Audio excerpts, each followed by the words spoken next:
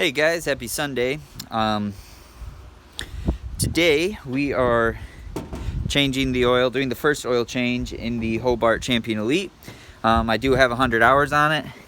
I am going to change the filter too. It says you only need to do it every 200 hours, but I'm going to do it just every change because it's cheap. It's like under 20 bucks, so figure why not. But just a little hack that I do that makes this easier. To drain the oil on this yellow piece right here, you just pop this cap off, then you twist that and pull it out and it will start draining the oil.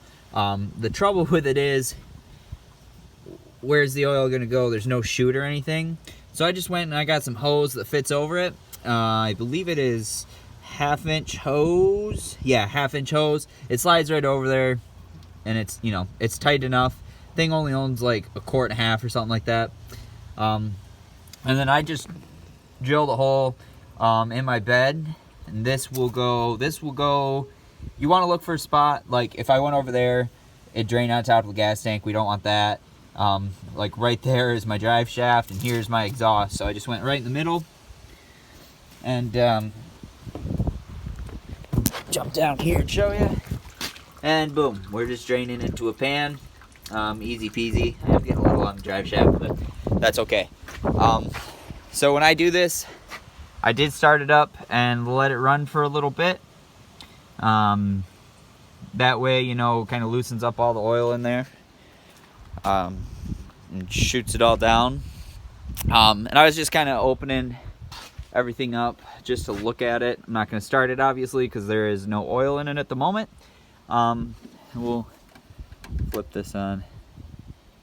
You guys can see, yeah, 99.3 hours. So it's its first oil change. It's been a really good machine. These cables work pretty good. Try to focus, maybe get a little cleaner. Yeah, these cables have been working pretty good. I want to get some more footage. But anyways, the only complaint I have about this machine so far in its first 100-hour review is the fuel gauge. I don't know if it's just me or what, but one, I don't like that, you know, it never shows you where full is, so it's kind of a pain to fill up because you're not supposed to fill it up to the tippy top. And two, it's just, I don't know if the plastic's just too thick or the coloring or whatever. I can never tell how much fuel is in it, and that's a problem on jobs. So like if you see this, and I don't know how well it will show up on camera, like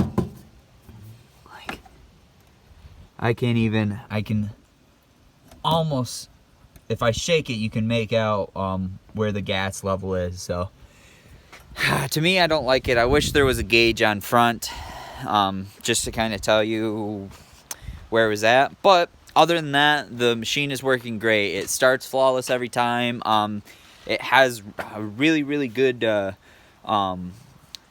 weld quality. You know, the arc strake's nice. I mean, it doesn't have any fancy bells and whistles, but it is a nice welder if you guys are looking to, you know, get into this sort of thing. It's a good starter rig if, you know, you're just doing like service repairs and stuff.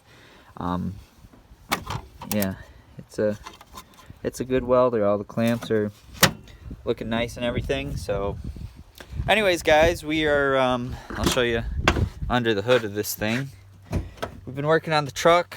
Today, the time I'm filming this, is Sunday, and Monday morning I'm leaving for Lansing, which is about a 2-hour drive.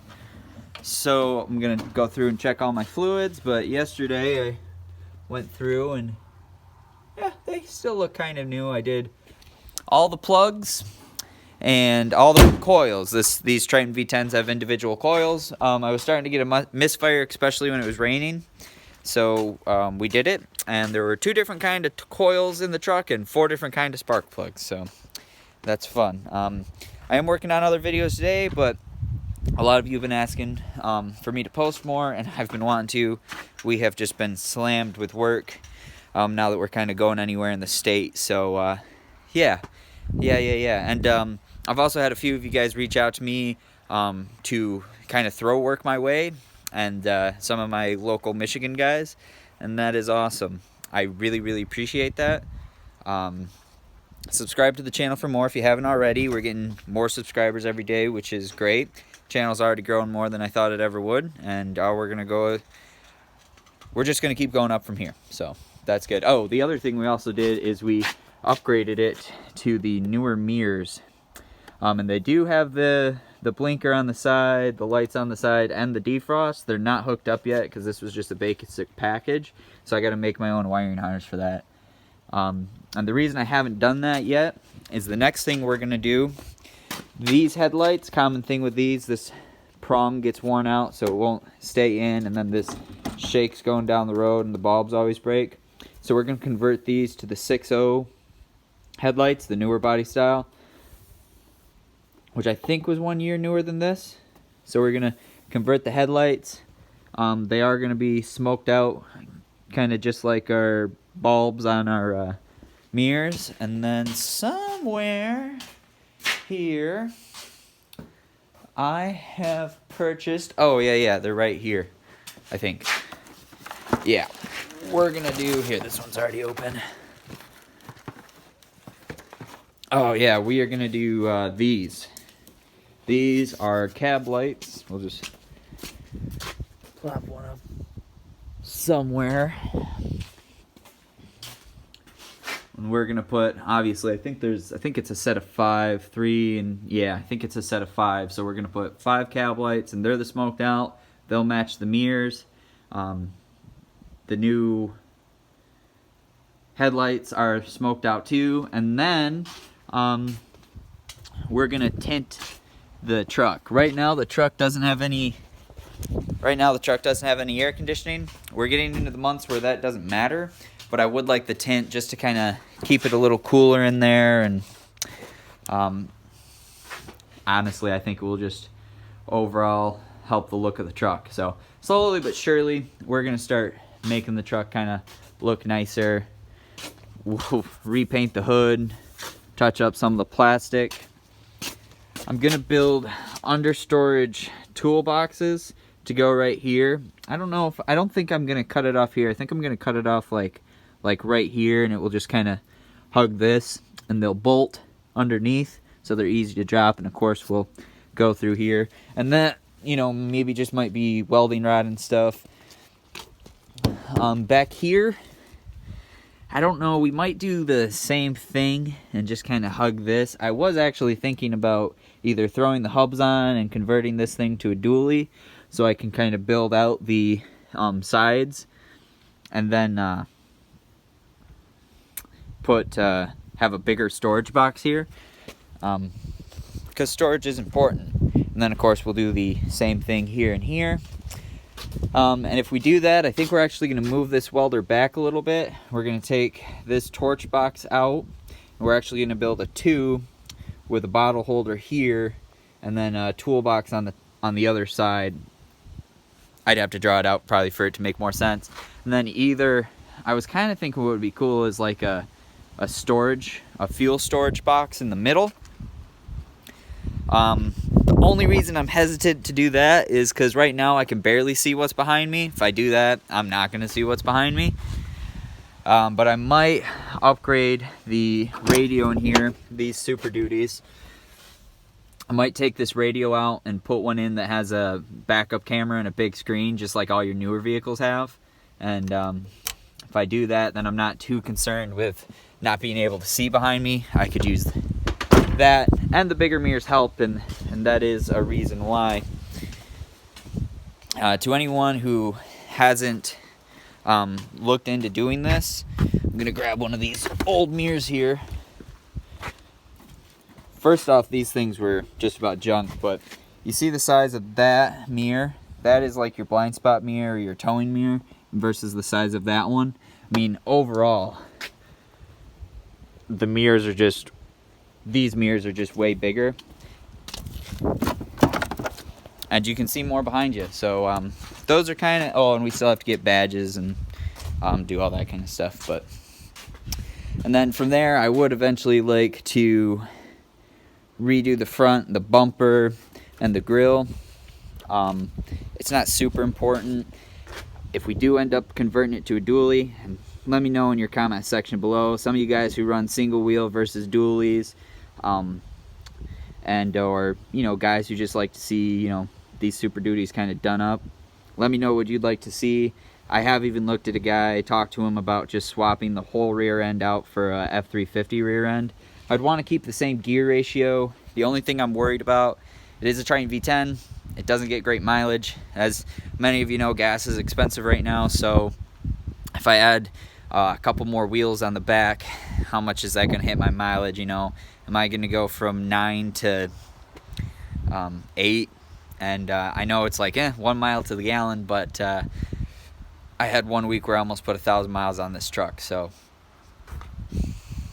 let me know what you think. And if anyone's wondering, the truck is just under 250,000 miles on it. So it's getting up there. It's getting up there in miles, but it still runs good.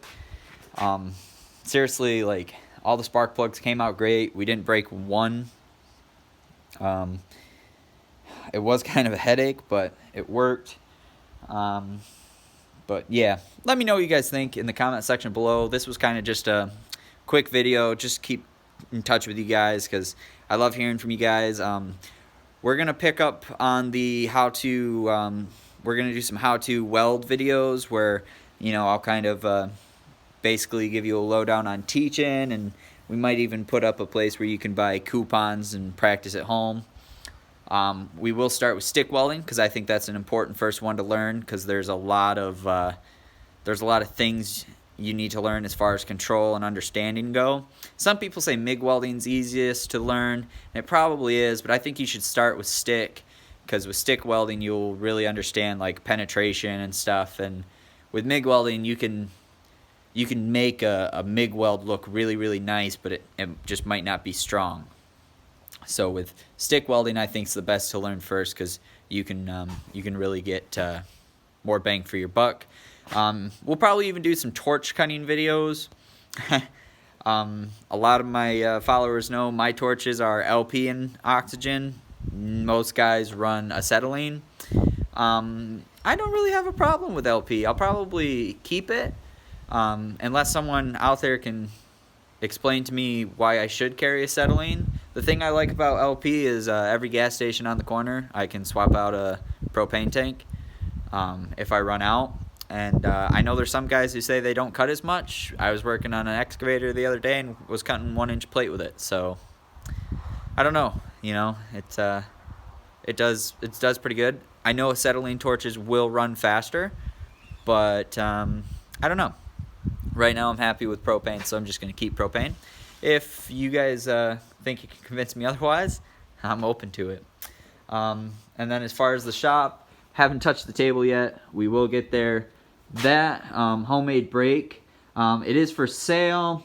If anyone in Michigan wants it, it is for sale. You can comment, and somehow I'll set up a direct message with you if you're interested. We're going to get rid of that catch-all table. This table is going to get a new fixture top put on it, and it's going to go back there with probably a drill press next to it. We're going to put shelving all along under here to kind of organize stuff, because we're getting a lot of hand tools and stuff.